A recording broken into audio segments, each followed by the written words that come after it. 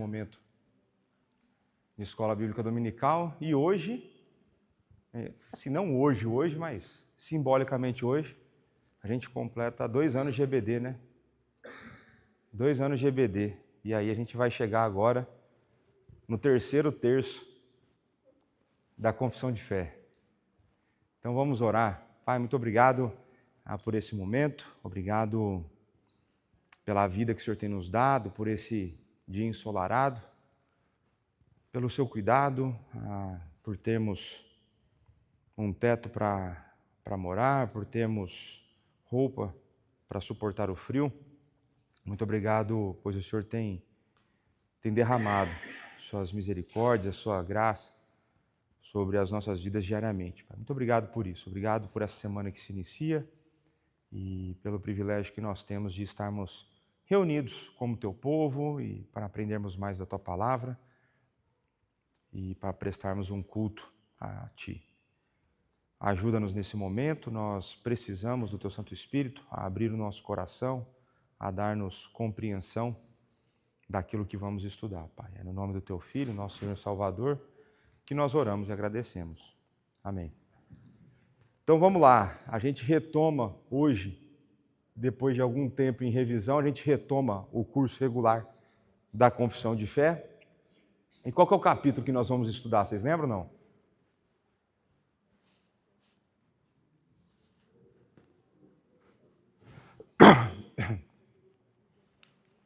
Isso, né? Foi o que vocês falaram, não foi? Aqui eu não consigo ouvir aqui da frente, foi isso, não foi? Capítulo 21, do culto religioso e do domingo. Né? Então, a parte do domingo, né, o dia do Senhor, vai ficar mais para o final. E eu espero até lá conseguir estudar um pouco mais sobre o assunto, para a gente poder ter umas conversas mais sérias sobre esse dia. Né? Mas a confissão de fé ela começa a tratar o culto e alguns aspectos relacionados ao culto que eu creio que seja importante que nós estudemos, né? Agora, antes de eu entrar com a parte que eu quero trazer para vocês, eu quero perguntar para vocês o porquê que nós devemos estudar esse assunto. O porquê que é importante para nós, como igreja, por exemplo, estudar acerca do culto religioso. Aquilo que nós faremos, se Deus quiser, daqui a pouco, se Deus não matar nenhum de nós até lá, então o que nós faremos ali a partir das 10h30, o porquê que é importante a gente estudar sobre o assunto? Valendo.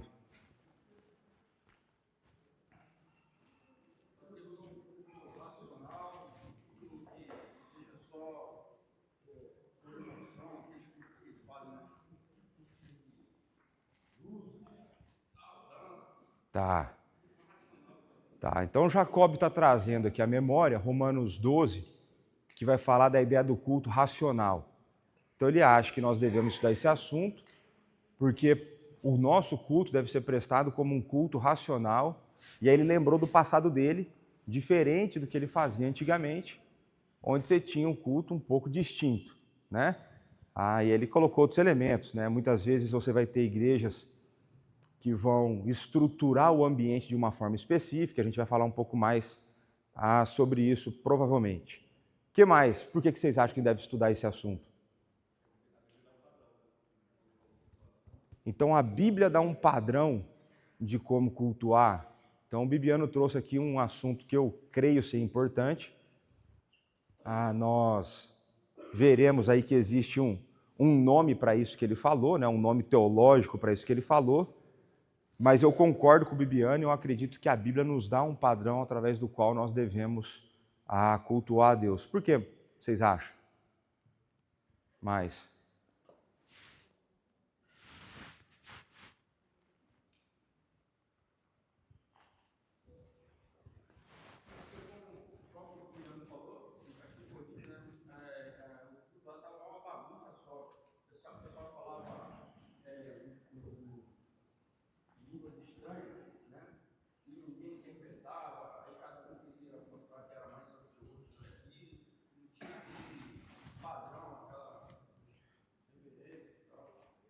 Então, Jacob está trazendo novamente um ponto importante, é de que se nós estudarmos sobre o assunto, se nós biblicamente abordarmos esse assunto, nós evitaremos, por exemplo, um culto onde a ordem não esteja presente. Então Deus é um Deus de ordem e o culto, ele não deve, apesar de você poder fazer, né, ele não deve ser feito de qualquer forma, ele não deve ser feito de uma maneira bagunçada, né? Então Jacob trouxe o exemplo da primeira carta aos Coríntios, e sempre tenha isso no seu coração. Eu sempre comento, quase sempre comento isso quando eu falo da primeira carta aos Coríntios, a carta que Paulo mais teve que tratar sobre dons espirituais era com a igreja mais carnal. Então isso eu acho que isso é uma coisa importante para a gente pensar, né? Uma igreja onde tinha disputa de dons, onde tinha disputa de quem tinha batizado quem, né? Uma igreja bastante carnal, uma igreja que aceitava pecados horrendos que nem os ímpios aceitavam, né? O caso do enteado que tinha relações sexuais com a madrasta. Então você tinha coisas horríveis a acontecer na igreja em Corinto. E uma das coisas que estava acontecendo de maneira horrível é que o culto era desorganizado, o culto era bagunçado, né? O que mais? Sem ser o Jacob e o Bibiano. Vocês que estão muito quietos hoje aí. Qual outra razão aí que a gente pode ter? O dia do Senhor é um mandamento, né? Isso é uma coisa, né? Agora eu estou a pensar do porquê a gente tem que estudar o culto, que é parte daquilo que nós fazemos no dia do Senhor.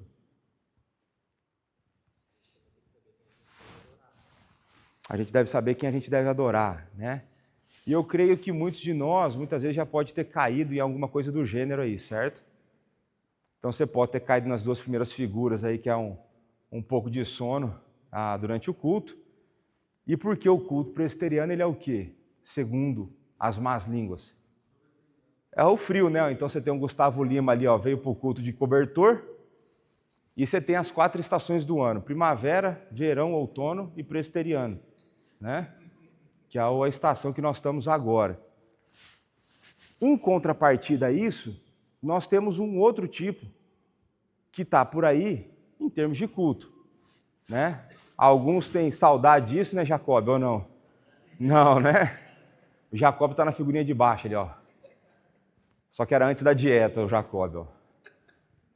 Então aqui a gente tem, né, um dos grandes hereges do nosso tempo na figura preto e branco, que é o Benihim, né? Um dos grandes hereges,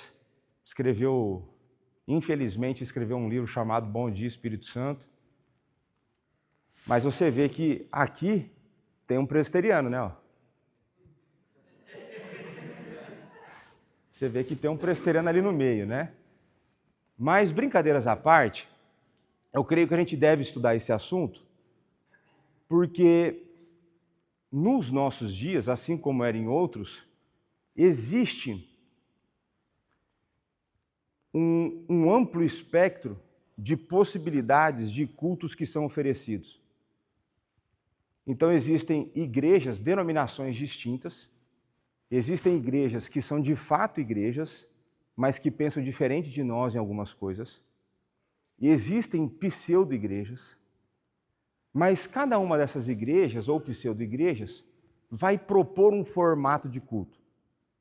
Vai apresentar, e mesmo que não tenha uma aula específica, só de você fazer parte de um culto já tem um modelo sendo proposto, já tem um modelo em andamento. E parte da minha intenção aqui é até mostrar para vocês futuramente, vai ter um parágrafo que vai tratar dos elementos do culto, e eu vou trazer para vocês, por exemplo, a liturgia que eu escrevo toda semana. Pegar talvez a liturgia do dia e mostrar para vocês como ela é estruturada e explicar a razão pela qual nós temos elementos que nós temos ao longo do culto, né? O porquê que a gente pensa de um jeito e não de outro, o porquê que a gente às vezes faz um negócio mais travado e não um negócio fluido, enfim, a gente vai conversar um pouco sobre isso. Mas a questão é, existem muitos formatos, muitos modelos. E eu entendo que é importante a gente voltar para as Escrituras para definir aquele que deve ser o modelo mais bíblico. É possível que a gente erre naquilo que nós estamos a propor? É. Mas pelo menos a gente está a errar com convicção. Não é com achismo. Não é porque eu acho isso. É porque nós fomos a palavra, estudamos a palavra e fomos conduzidos a essa conclusão. Então, a minha ideia aqui não é ser ofensivo, né? Tanto é que eu fiz a brincadeira com os pentecostais, mas fiz a brincadeira conosco também. Mas a ideia é de nós buscarmos nas Sagradas Escrituras o conhecimento bíblico suficiente, necessário, para que a gente não venha desonrar a Deus no momento que nós estamos a adorá-lo. Que é basicamente o oposto do que a gente quer, certo? Se a gente vem para adorá-lo e eu não o adoro de uma maneira correta, é exatamente o oposto daquilo que eu acordei para vir fazer. Então é fazer alguma coisa muito bem pensada, muito bem estruturada. Agora, existe um jeito certo de se cultuar? Se sim, como que a gente pode definir?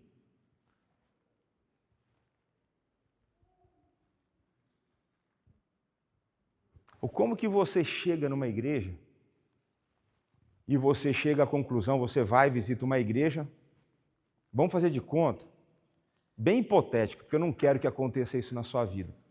Eu não quero que você mude de cidade, eu não quero que você saia daqui, porque eu sou possessivo, né? Nossa igreja, né? Vamos supor que algum dia, por alguma circunstância, você tenha que sair do porto e ir para algum outro canto. Aí quando você chega lá, você vai ter que procurar uma igreja. Como que você vai definir uma igreja? Como que você vai definir se uma igreja é boa ou não? Como você vai chegar à conclusão que ali é o lugar que você deve cultuar?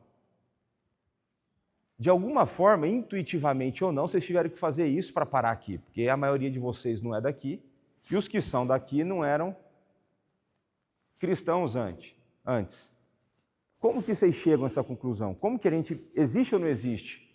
Ou o que importa é eu chegar no ambiente e me sentir bem? Oi? A mais bíblica? E como que... essa é uma resposta que acho que é o Paul Walsh, talvez seja o primeiro que apareça com ela no tempo recente, né? Não procure a igreja mais perto da sua casa, procure a igreja mais perto da Bíblia. Não é? É verdade. Tem hora que você consegue casar as duas coisas, né? Você perto da Bíblia, você perto da tua casa, às vezes não. Quem conseguiu essas duas coisas? O Rui e a Anabela conseguiram, né? Vem até a pé, né? Pode estar chover, o Rui vem a pé. Mas como que a gente define uma igreja que é mais bíblica? Como que a gente olha para esse padrão de culto? Exposição fiel da palavra, isso é uma coisa importante, né? Então eu acredito que existe um jeito certo de se cultuar e existem jeitos errados. É o que eu creio, né? E eu creio que a maneira como a gente vai definir isso vai ser através das Sagradas Escrituras. E aí, para isso, a gente vai precisar de ajuda dos nossos irmãos do passado, que pensaram mais sobre isso do que a gente e tudo mais. Agora, quem que é o alvo do nosso culto? Deus. E isso é importante? A gente saber que o alvo do culto é Deus é importante para nós? Por que é importante?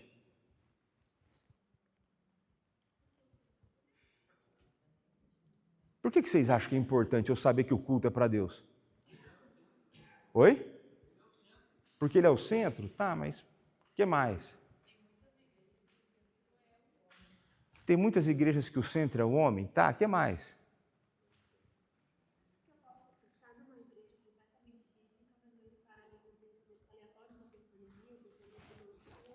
Então, a Denise trouxe um ponto importante, que é que eu posso estar numa igreja que cultua da forma correta, mas eu posso estar com o foco errado, né? Isso é verdade. Agora, tem um outro ponto que eu acho que é importante, é porque pouco importa como você se sente com os elementos do culto. Percebe? Porque o culto não é para você. Então o culto não tem que te agradar. O culto tem que agradar a Deus, ainda que te desagrade. Percebe? Ou não? Então eu lembro de uma amiga que, na época eu acho que eu era seminarista, ou talvez antes de ser seminarista. Aí a menina falou assim, Léo, mas podia tocar a música mais assim, podia tocar uma música mais assado, porque eu não gosto muito de hino. Eu falei, quem que está preocupado com a tua opinião? Se o culto não é para você? o culto não é para você. O culto é para Deus. Agora, eu acredito que Deus está bastante satisfeito com as letras dos hinos. Eu acredito que Ele está bastante satisfeito, porque a maioria dos hinos tem letras boas, não todos, a maioria. Agora, nem todos dos seus cânticos que vocês querem cantar têm letras boas. Então, tem música dita gospel que é melhor você ouvir sertanejo. Tem música gospel que é melhor você ouvir fado. Tem música gospel que é melhor você não ouvir. É melhor você ficar, Por exemplo, né? Você tem lá a famosa Quem te viu na... Como que é? Quem te viu na luta? Tua vitória vai ter sabor de mel. Essa aí o Jacob gosta. O Jacob está no trânsito. Você vai ver quando eu for vitorioso, né? Então você vê uma música que estimula a vingança. É umas coisas muito loucas. A música que põe um homem no centro. A música que deveria ser feita para adorar a Deus fala das nossas necessidades. Tem uma música que eu gosto de dar o exemplo. Restitui o que é meu. Vocês conhecem a música ou não? Rapaz, é sério que você vai querer cantar isso? Porque o que você merece é o inferno. A única coisa que você conquistou na vida é o direito de ir para o inferno. É certeza que você quer isso restituído na sua vida? É burro, mas também Deus não vai restituir, porque aqueles que Jesus salvou, Ele não abre mão. Mas então é importante a gente pensar que o culto é para Deus, e porque é para Deus, é Ele quem deve definir como Ele quer ser cultuado. E não a gente. Isso não significa, por exemplo, que não vai ter momentos que as duas coisas aconteçam ao mesmo tempo. Que eu goste do momento que eu estou. Isso deve ser um padrão. Você deve gostar do culto. Mas nem tudo que é feito no culto, na verdade, nada que é feito no culto, primariamente é feito para te agradar. Então, por exemplo, em vários momentos, eu gosto das músicas que a gente canta aqui. Porque se eu não gostasse, também seria muito burro, né? Porque sou eu que escolho. Né? Mas tem dia que eu gosto mais da música que eu escolhi. E tem dia que eu gosto menos, mas tem dia que eu gosto mais. Agora, na média, ou praticamente, ou todas as vezes, o que a gente canta aqui são coisas que agradam a Deus, porque estão de acordo com as Sagradas Escrituras. Por isso que eu dei um desafio para o Iago, por exemplo, a musicalizar alguns salmos. Para a gente possa também cantar salmos que foram inspirados por Deus, e a gente pode cantar isso no culto público. Então, a gente saber que o alvo do culto a Deus é importante, porque eu não virei para o culto para me sentir bem, mas para adorar a Deus. Agora, eu acredito que pelo fato de eu vir para adorar a Deus, me fará que eu me sinta bem. Percebe? Não é o resultado final que eu busco, mas é uma consequência daquilo que eu faço. Então, eu não venho para me sentir bem, eu venho para adorar a Deus. E como consequência, é bem provável que eu sinta-me bem. Às vezes você não vai se sentir bem. Por quê? Você acha que... Qual que é a chance de você vir para um culto e você não sentir-se bem? Pensa que você veio e cultuou o tempo todo aqui e tal. Qual que é uma das razões, ou quais são razões possíveis para que você não sinta-se bem? Por conta do pecado? Em que sentido? Oi? Confronto do pecado. Então você pode se sentir mal no culto, porque você veio aqui e naquele dia em específico o pastor resolveu pregar contra pecado. Às vezes passa os domingos que ele não faz isso, né? Mas se ele prega contra o pecado, pode ser que um dia seja o pecado que você gosta. Seja um pecado que você tem cometido e você às vezes não tem percebido. Ou tem sido um pecado que você tem lutado constantemente e tem sido derrotado. Ou pior ainda, tem sido um pecado que você não tem lutado e você tem amado. E naquele dia, o pastor, usado pelo Espírito Santo, vai apontar o dedo na tua cara, vai enfiar o dedo na tua ferida, vai pegar uma faca e vai tentar cortar aquele pedaço podre da tua vida para fora. Aí isso dói. Então tem dia que você tem que sair mal da pregação. Tem dia que você vai sair encorajado. E vai ter dia que na mesma pregação vai ter gente que vai sair encorajado e vai ter gente que vai sair desanimado. Vai ter assim, que miserável homem que sou. Por quê? Porque quem põe essa reação no coração é o Espírito Santo, não sou eu. Eu já falei para vocês, eu sou o CTT. eu só entrego a mensagem. Quem faz a mensagem efetiva ou não no coração de vocês estão me ouvindo? Não, então vocês estão sem microfone, vão me ouvir enquanto o microfone chega. Então, tem dia que a mensagem que vai chegar para vocês é de conforto. E tem dia que vai ser de confronto. O importante é que a mensagem chegue para vocês. O que vocês não podem ficar é vir para cá e não serem alimentados, né? E então pronto. Agora, quais riscos nós corremos quando nós cultuamos?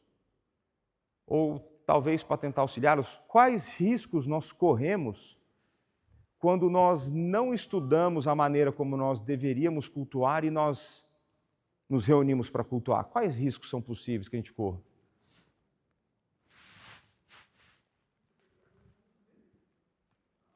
Interpretação errada da Bíblia, mas eu acredito que não tem a ver isso com o formato de culto em si, né? Como? Vai achar que a nossa maneira de cultuar é a única correta. Eu creio que isso é um risco que a gente corre. Isso traz para nós um orgulho em que a gente acha que nós somos os únicos que conseguiram achar um modelo ideal, perfeito de culto. Verdade. Por exemplo, você vai ter modelos diferentes de culto dentro da mesma denominação, em que esses modelos estarão corretos, eles não serão problemáticos. Então, por exemplo, não é toda igreja que durante o momento de culto tem um pedaço de intercessão do tamanho que a gente tem.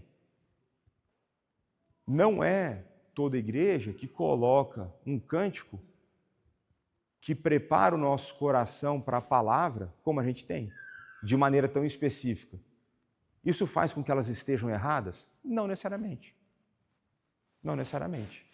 Pode ser que elas estejam, mas não por conta disso. Não é toda igreja que vai ter, por exemplo, depois da pregação, um cântico como resposta à pregação. Então, por exemplo, o último cântico que a gente canta, normalmente é uma tentativa minha, nem sempre a gente tem um cântico que encaixa certinho com a mensagem que foi entregue, mas eu vou pegar alguns exemplos que são fáceis. Então, vamos pegar aqui um dia que eu pegar na grande comissão. Aí, qual que é o resultado? Uma das coisas que eu vou falar se eu prego na grande comissão. Vocês têm que evangelizar, tem que largar a mão de ser vagabundo, tem que ir para cima, o povo está perdido, Deus tem que ser adorado, tal. Aí qual que é um possível cântico de resposta? Vamos nós trabalhar, somos servos de Deus, entendeu? Então tem uma lógica nisso. Agora, tem igreja que não tem, está errado? Não necessariamente. Então esse é um risco que a gente corre. Quais outros riscos que a gente corre? Se a gente não estuda. Tendência ao legalismo, se preocupar mais com a forma que a gente adora do que com a adoração em si a Deus. Pode ser, a gente pode cair para um lado de um legalismo, né? Esse legalismo pode resultar num orgulho ou ele pode resultar em alguma coisa do gênero, qualquer elemento que seja diferente daquilo que eu estou acostumado, já estraga a minha adoração. Então eu venho para cultuar, aí naquele dia o pastor desgramado mudou a ordem dos negócios e não é o cântico do jeito que eu quero, a hora que eu quero. Ou então um dia o Rui vai ficar bravo que eu tiro o momento de intercessão e aí o Rui não vai orar. Aí fica bravo, por exemplo. Mas pode acontecer. Pode acontecer que eu, por alguma razão, queira mudar a ordem das coisas? Pode. Essa é uma das poucas coisas que eu posso fazer do jeito que eu quero.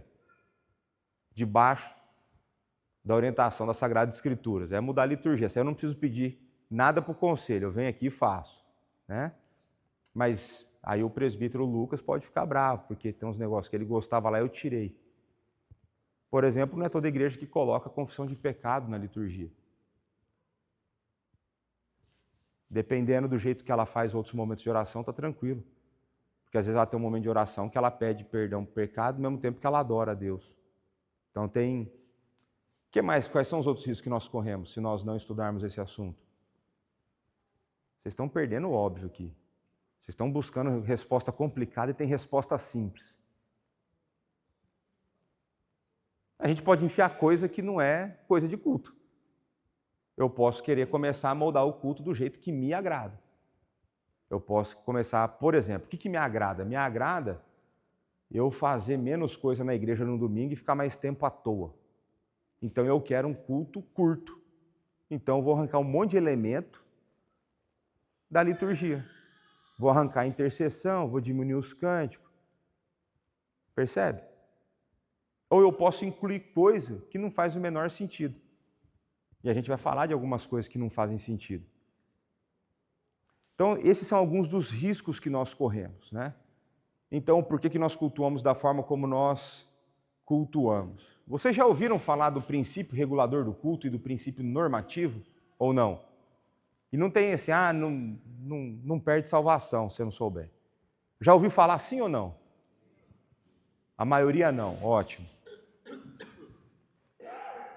Então, o princípio regulador do culto é uma doutrina reformada que afirma que Deus só deve ser adorado da maneira que Ele mesmo prescreve nas Sagradas Escrituras.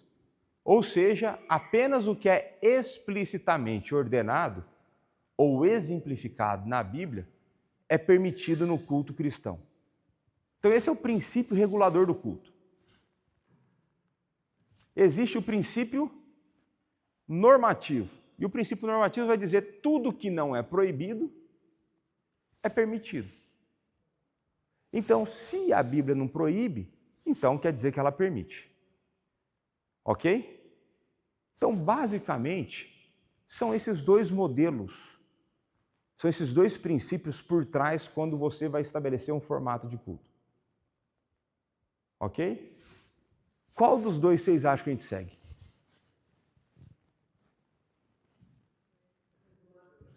Regulador. Obrigado por alguém que tem um depósito de confiança. A gente segue o princípio regulador do culto. Para nós, é somente aquilo que é mostrado ou dito nas Escrituras que a gente vai seguir. Agora, vocês acham que existem mais igrejas que seguem o princípio regulador ou o princípio normativo?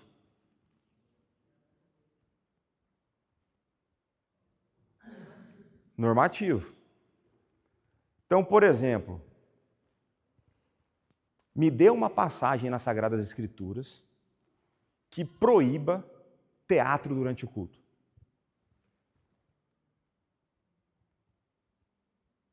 Não teatrarás. Tem? Não tem. Tem alguma passagem que proíba danças proféticas no culto? Eu sei que tem uns candidatos para dança profética. Eu estou vendo, tem uns que o Bibiana animou.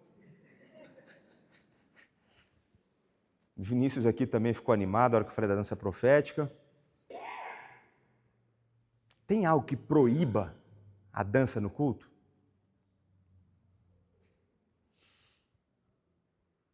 Agora, para mim é muito claro que eles não são elementos de culto. Para mim é muito claro, por exemplo, que se eu quiser usar teatro, com certeza não será no horário de culto. Fica claro para mim que se eu quiser fazer um trabalho que envolva a dança, com certeza não será no horário de culto. Por quê? Porque nós seguimos o princípio regulador do culto. Para nós, são as Sagradas Escrituras que vão dar os elementos. E se, por exemplo, não teve elemento de culto, como teatro, eu não vou. Ah, pastor, mas teatro é coisa nova. Ah, é? Na Grécia não tinha. Em Roma não tinha teatro. Tá certo. Então, e essa vai ser a nossa grande divergência com outras igrejas. Em termos de formato de culto. A gente entende que é somente aquilo que a Bíblia fala. Então, a Bíblia não fala, por exemplo, que na hora de culto você tem que ter revelação de CPF. Hora de culto não é a hora de você prever o futuro de pessoas. Hora de culto não é a hora de você ter dança. Hora de culto não é hora para você extorquir pessoas, nem fora de culto. Mas tem gente que não se importa com isso. O que é a hora do culto? É a hora que Deus tem que ser adorado, a palavra tem que ser ouvida. Ok? Então o foco está na forma como Deus estabeleceu. Porque, por exemplo, Romanos 10:17 não fala assim, e a fé vem pelo assistir, e assistir o teatro de Cristo. A fé não vem pelo ver a dança, e essa dança fundamentada na palavra de Cristo. Não, a fé vem pelo ouvir, e o ouvir a palavra de Cristo. Vai ser a palavra pregada, explicada, usada pelo Espírito, que vai gerar fé no coração e vai alimentar a fé. Então, boa parte da nossa divergência com as outras denominações, boa parte eu não sei, né? Mas uma grande parte da nossa divergência com as outras denominações tem a ver com a nossa teologia, que fundamenta, inclusive, a maneira como nós adoramos. Então, se o culto é um culto de ordem, como Jacob colocou, e ele colocou bem porque ele seguiu os passos do apóstolo Paulo, culto não é lugar de bagunça. Então, culto não é lugar para você rodopiar. Culto não é lugar para você dar cambalhota e plantar bananeira. Culto não é lugar para você gritar. Culto não é lugar para você buscar soluções para os teus problemas através de adivinhação na palavra. Culto não é lugar para você buscar previsões do futuro para resolver os seus problemas. Culto é lugar de você adorar a Deus, se humilhar diante dele, buscar arrependimento. Então essa é a função do culto. E essas são as razões pelas quais eu acredito que é importante que nós estudemos, que nós busquemos na palavra a maneira como nós devemos cultuar. Faz sentido? Até agora está indo tranquilo? Sim, não? Talvez, alguém tenha alguma dúvida? Alguém queria participar do Ministério de Dança? Não? Depois disso que eu falei, né? Então pronto, vamos ver o que o nosso amigo Van Dixhorn vai falar. O chamado para fazer na adoração o que é prescrito na Bíblia, em vez de veramente evitar o que é proibido, é um importante princípio regulador para o culto. Membros e amigos da Assembleia de Westminster compreenderam a suficiência da Escritura para a adoração de uma forma que a Igreja Romana, as igrejas luteranas e a hierarquia da Igreja da Inglaterra não compreenderam. Como princípio, essa atenção à prescrição da Bíblia, prescrição bíblica proveitosamente nos guarda de promover em nossas igrejas qualquer atividade que soe prática, pareça bonita, cheire a algo maravilhoso, produza uma sensação confortável ou tenha um sabor vagamente teológico, mas que não é prescrita na Bíblia. Então aqui, o Van Dixhorn ele faz mais ou menos o que eu já falei para vocês, ele apresenta uma distinção daqueles que seguem um princípio reformado de culto para a maioria para o resto das outras igrejas. Então ele coloca no pacote, veja, a Assembleia de Westminster aconteceu em que século? Você que está aqui tem 2 anos a assistir. Isso, século 17. É que eu falo isso, aí na gravação o pessoal fala assim, nossa, o pessoal presta atenção na aula mesmo, né? Porque eles não ouvem vocês, né? Mas eu também não. Então foi no século 17, né? Por volta ali do 1640 alguma coisa, né? 1640, 1650, essas décadas ali. Então, nessa época não tinha tanta igreja igual tem hoje. Não tinha tanta church igual tem hoje, né? Mas já tinha os hereges naquela época, né? Porque, inclusive, durante o período da Reforma, já começa a surgir teologia muito ruim, né? Já surgem os anabatistas, enfim, uma confusão toda lá. Mas,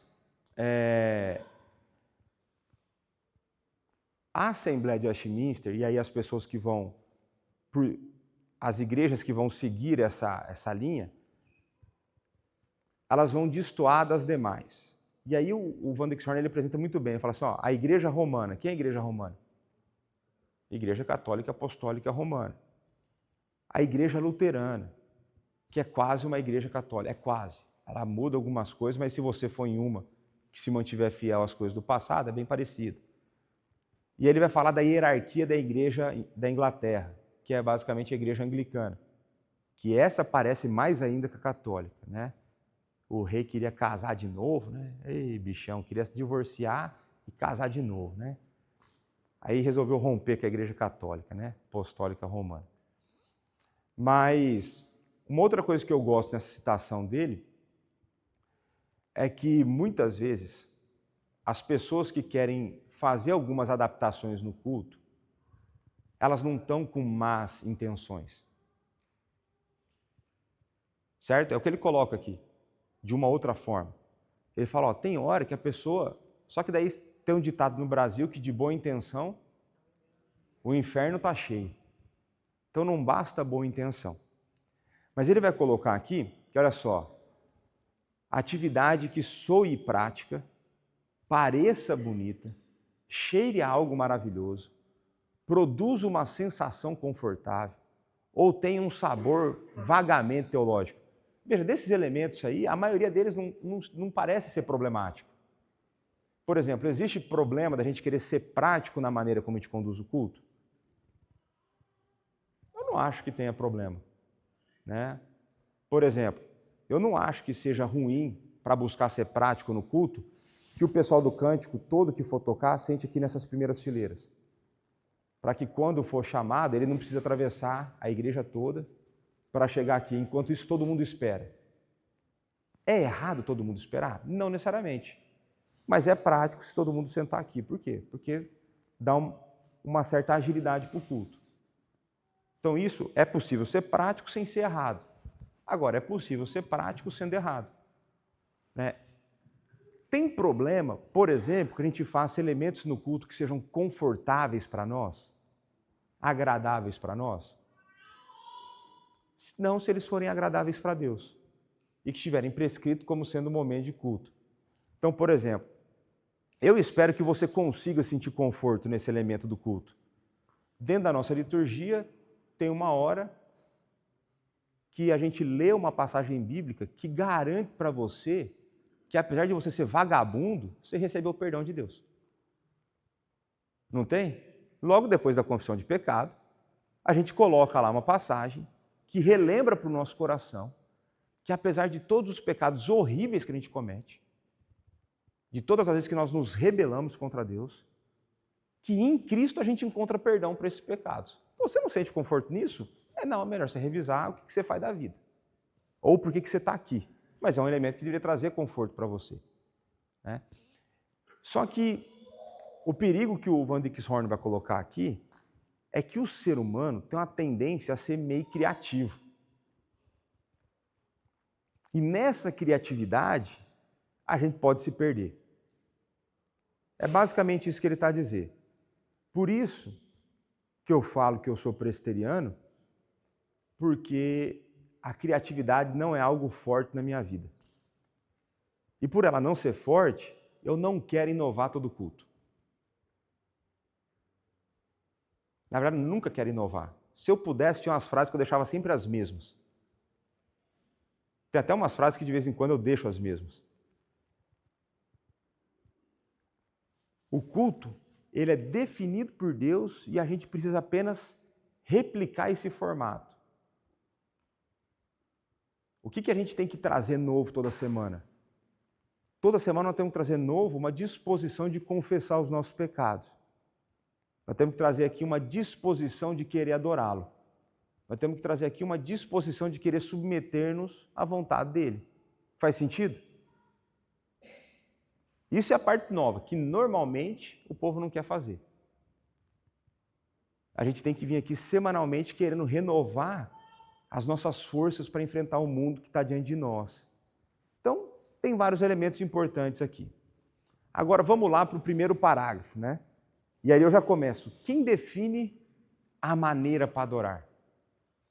Quem pode definir a maneira para adoração? Aí o primeiro parágrafo vai responder, vai dizer o seguinte: a luz da natureza mostra que há um Deus que tem domínio e soberania sobre tudo o que é bom e faz bem a todos. E que, portanto, deve ser temido, amado, louvado, invocado, crido e servido de todo o coração, de toda a alma e de toda a força. Contudo, o modo aceitável de adorar o verdadeiro Deus é instituído por Ele mesmo.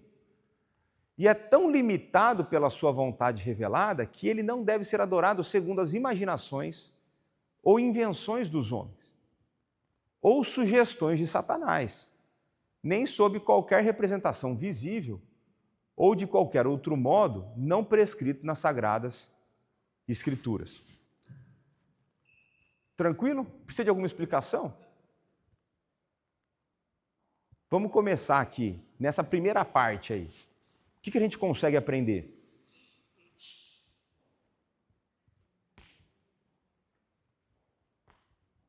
Nada.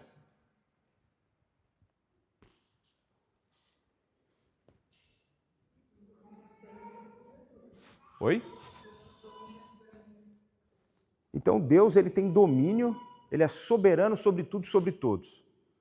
Então, se Deus tem esse poder, se ele é soberano sobre tudo e sobre todos, é ele soberano na maneira como ele deve ser adorado? E aí a gente volta sempre àquela ideia, se ele é o Criador e nós somos a criatura, quem define o que para quem? É ele quem define e nós que devemos seguir. Né? Então Romanos 1:20 vai falar o seguinte, ó, porque os atributos invisíveis de Deus, assim o seu eterno poder, como também a sua própria divindade, claramente se reconhecem desde o princípio do mundo, sendo percebidos por meio das coisas que foram criadas. Tais homens são por isso indesculpáveis.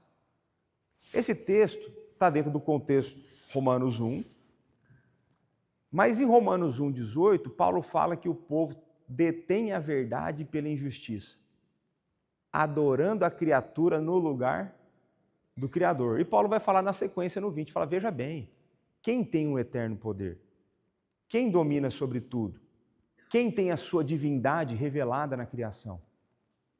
É aquele que deve ser adorado. Então, quando eles colocam a luz da natureza, essa ideia de que a luz da realidade, nós, tendo sido feitos à imagem de Deus, devemos então refletir a adoração a Ele da maneira como Ele prescreve, uma vez que Ele é o Criador. Atos 17:24. O Deus que fez o mundo e tudo que nele existe, sendo Ele Senhor do céu e da terra, não habita em santuários feitos por mãos humanas. Então aqui você já sabe que Deus, ele não está preso em quatro paredes. Não está preso. Diferente do que acontecia,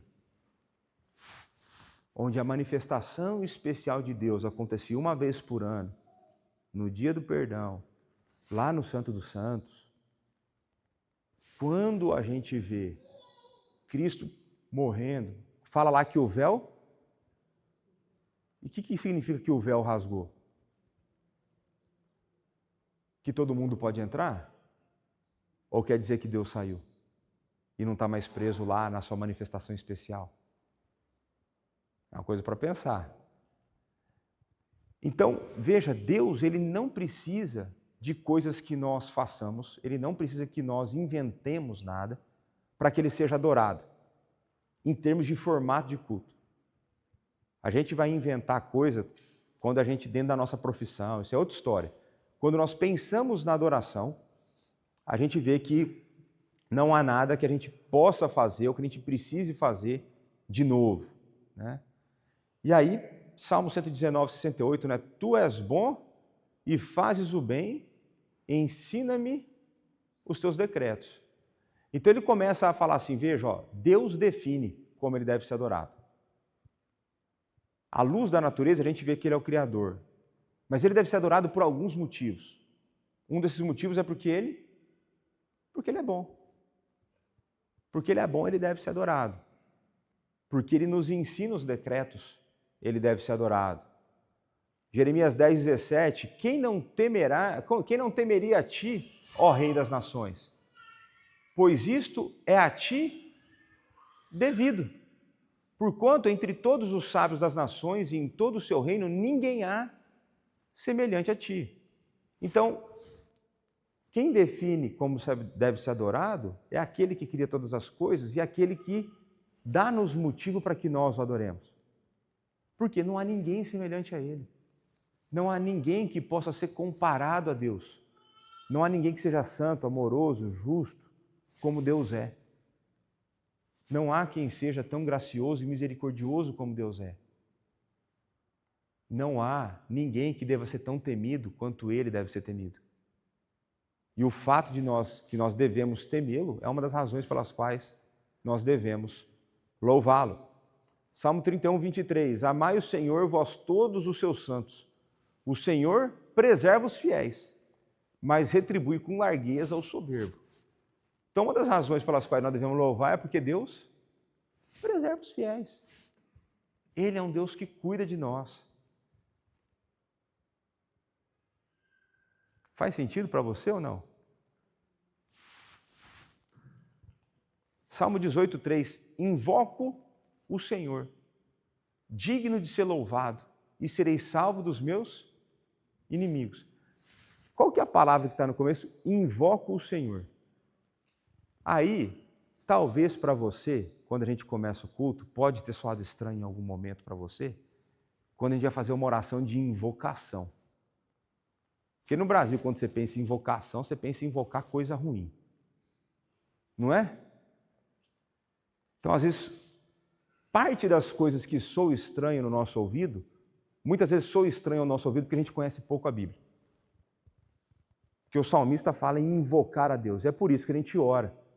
No começo, fazendo uma oração de invocação. Para quê? Para que Deus se faça presente de maneira especial, para que a graça dele seja derramada, para que nós possamos perceber a palavra, para que nós sejamos transformados, nosso coração seja enchido, preenchido com arrependimento. Então a gente invoca a Deus por conta disso. Então, não estranhe mais a oração de invocação no começo do culto, tá certo? Vamos continuar aqui. Vamos ver. Isso. Romanos 10, 12. Pois não há distinção entre judeu e grego, uma vez que o mesmo é o Senhor de todos, rico para com todos que o invocam. Então Deus, ele é benigno, ele é o mesmo, e aqueles que o invocam recebem dele maravilhas. Você não faz para receber, mas você recebe. Ou você não deveria tentar fazer para receber. Mas Deus vai te dar. Por quê? Porque ele é rico para conosco. Ele é rico em misericórdia, ele é rico em graça, ele é rico em amor. Salmo 62, 8. Confiai nele, ó povo, em todo o tempo. Derramai perante ele o vosso coração. Deus é o nosso refúgio. Veja que nós temos que invocar, crer e servir de todo o coração, de toda a alma e de toda a força. E aqui é a hora que o presbiteriano muitas vezes peca. E é por isso que quando eu pus aquelas figuras no começo, muitas vezes retrata a realidade. Porque o presbiteriano, eu acredito que parte da razão é essa, pelo receio de cair no mesmo pecado de outras igrejas que só apelam para a emoção, ele tenta deixar a emoção de lado. Como se ser racional fosse feito apartado das emoções. E não é. Se nós devemos louvar a Deus com todo o nosso coração, o que procede do nosso coração? Cadê o pessoal do aconselhamento aí? O PSD, certo? Pensamentos, sentimentos e desejos. Nós temos que louvar a Deus com as nossas emoções.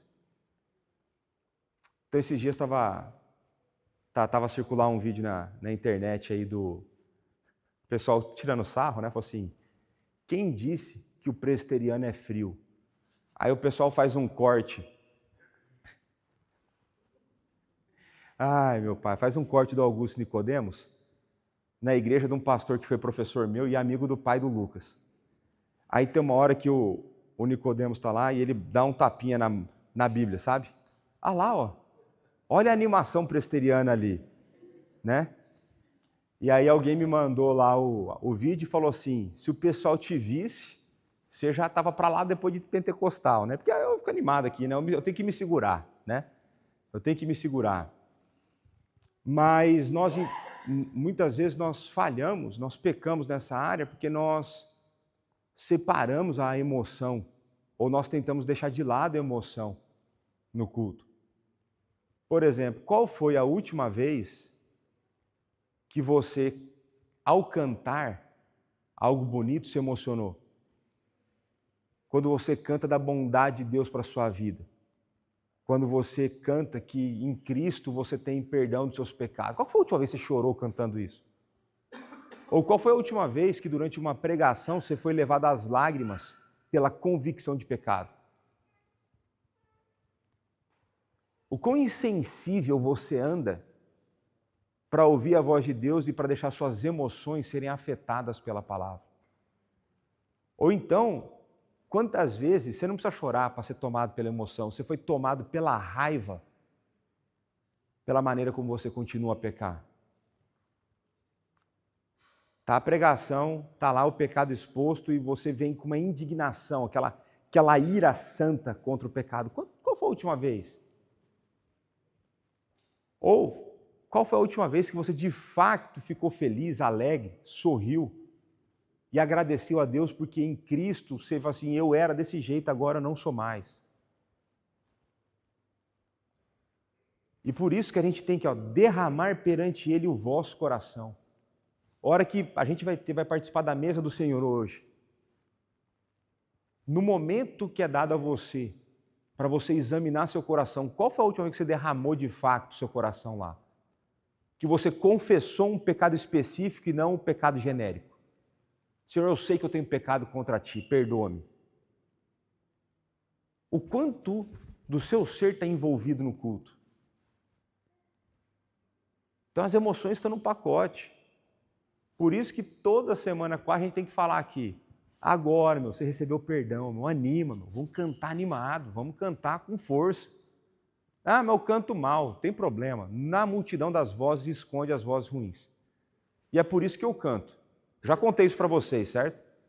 O dia que o pastor Márcio Alonso estava aqui, o Márcio Alonso ele é formado em música sacra, né?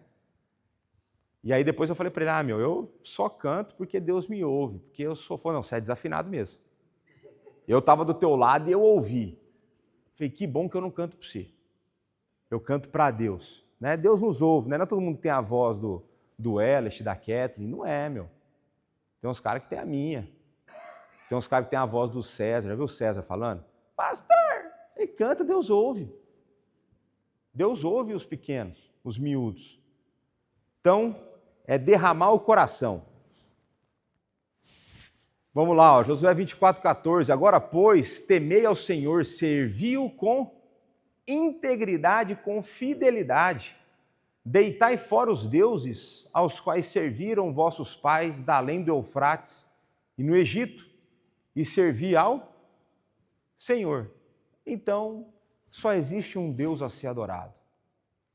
E ele demanda serviço com integridade e fidelidade. É isso que nós somos chamados, a temê-lo e a servi-lo. Marcos 12:33, e que amar a Deus de todo o seu coração, de todo o entendimento, toda a tua força, e amar o próximo como a si mesmo, excede a todos os holocaustos e sacrifícios. Então, todas as vezes que você vir no Antigo Testamento uma passagem que Deus fala assim, aborreço o seu sacrifício, eu não quero o teu holocausto, é porque o povo estava a fazer o que era ordenado que eles fizessem, mas com a disposição de coração errada. Eles ou não estavam a amar a Deus ou eles não estavam a amar o próximo. De uma das duas coisas eles não estavam a fazer. Mas o culto, se ele demanda de você todo o teu coração, toda a tua alma e toda a tua força, o que é uma coisa que a gente tem que fazer? Quais são formas que nós devemos nos preparar para o culto?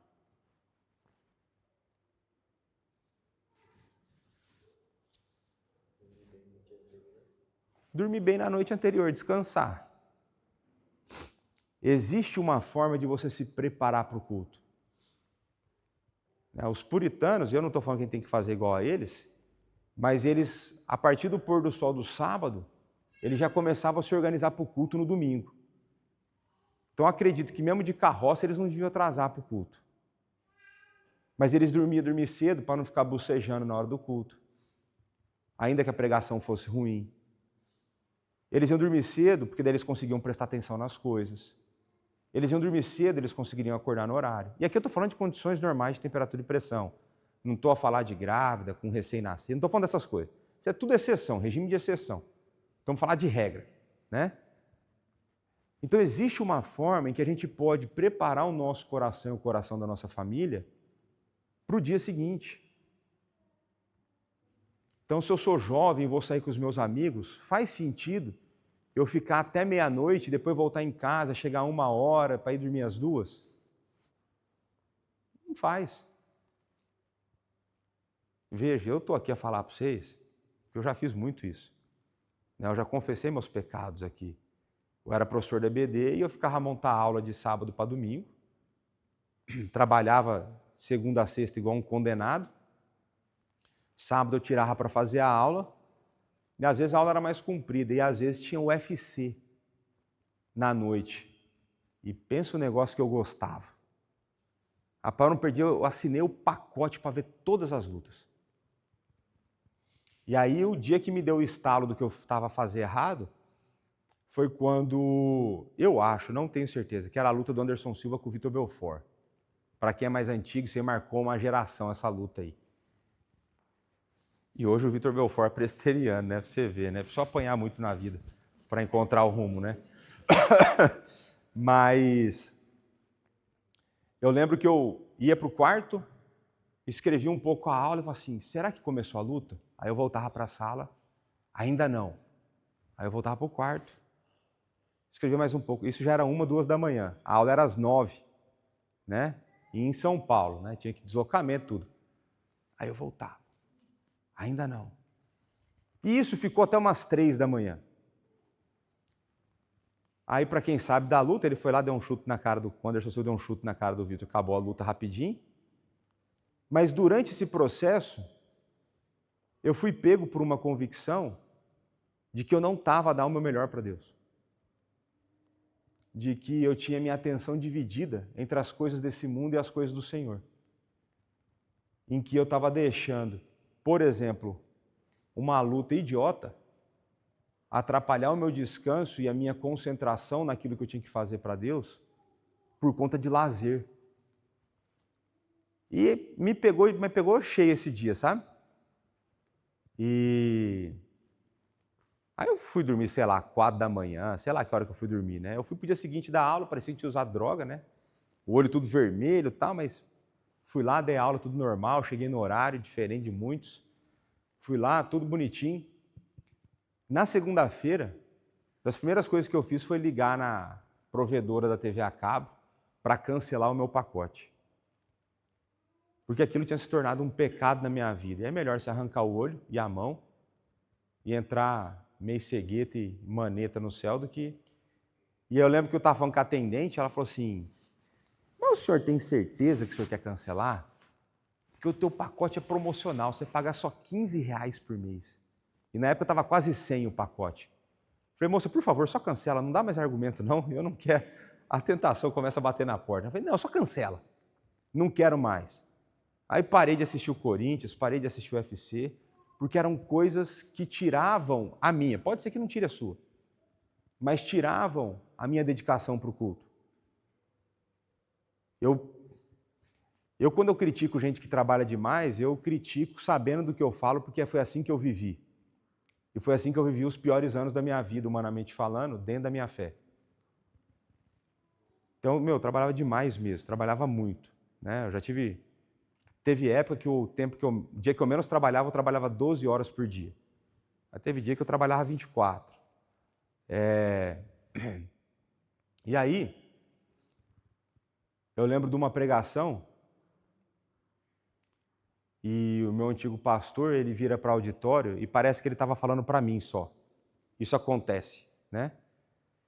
E ele fala assim, eu vejo aqui vários zumbis que vieram adorar a Deus. Pessoas que deram o seu melhor para os seus patrões de segunda a sexta, que estão a entregar o resto para Deus aqui no domingo.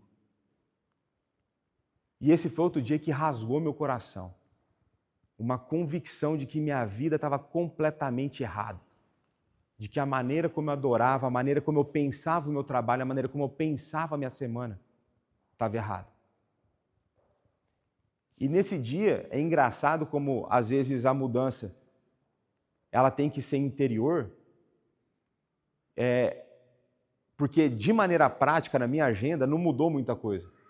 Porque eu continuei a trabalhar muito, mas no meu coração eu enfiei que eu chegaria descansado no domingo.